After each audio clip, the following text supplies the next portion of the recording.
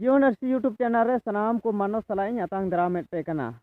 तेहिंग नोआ वीडियो होते ते लय बुना जे उका इन आखर इन बनाव ले नोआ आखर बनाव रिया इन चेक लेका हुदिस कते हुदिस नाम किदा से हुदिस है अदिंगा अरिन बनाव रिया इन कुरुमुटु किदा अदो ओना दो इन आले अतु स्कूल रे उकाइन पढ़ा कान थेन आर उन ओक्ते दो इन 5 क्लास इन पढ़ा कान थेना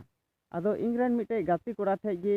मिटे पुथिंग नाम किदा ओना दो बाल किशोर बास्की ऑल अकादा आर ओना दो देवनागरी लिपिते तहे कना अदो ओना नेल किदा आर साउते पढ़ाव किदा आर इन हुदिस आर गांडोन रे पढ़ावना जे होय देवनागरी लिपिते नवा पुथी को ऑल कदा चेत सांताली परसी पढ़ाव से ऑल लगित दो आया निज लिपि मिना से बनुआ नवा को हुदिस किदा आर उन खन गी इन दो सांताली परसी ऑल से पढ़ाव लगी अक्षर बनावी एहब किदा आर उना दो हुदिस गांडोन किदा चेक लेका बनाव हुआ अदो उना गी इन एटा एटा अक्षर को संगे जेमन बांग मिला उनका ना हुदिस केते इन बनाव किदा मेनखान नोआ दो मिट इयर रे दो बांग बनाव होय कना अडी आयमा दिन आयमा समय लगाव कना नोआ दो 2004 साल तहे कना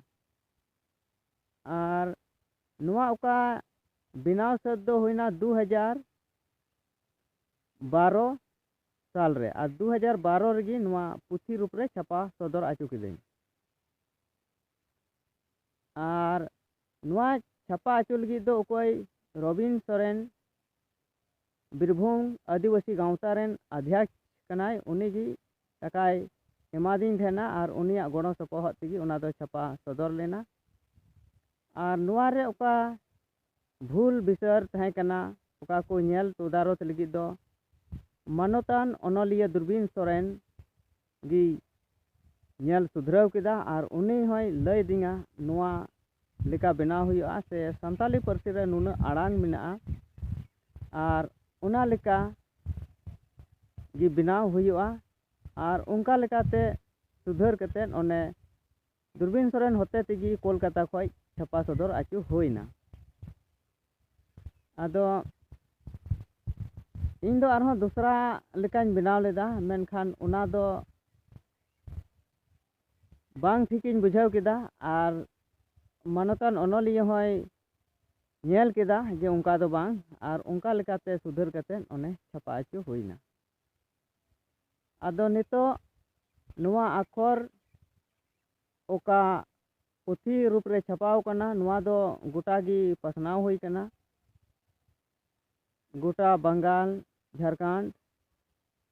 उड़ीसा हबी चलाव कना आदो नितो आरहों नोआ रे ओका टाइपिंग मिस्टेक हुई कान गया उना इयते मी बार अक्षर हानते नाते कना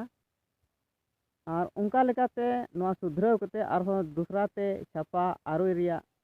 इन कुरुमुटुयेत कना आर छापा आरो कते इन प्रचारिन लगा आर मी दिन हिला नोआ पूरा दिसम हर को चीदा आर नोआते पढ़ाव चलुआ इया विश्वास मेना आदो ठीक गया नोआ वीडियो दो नोंडे गिन मुचादेत कना मा सनाम को जोहार।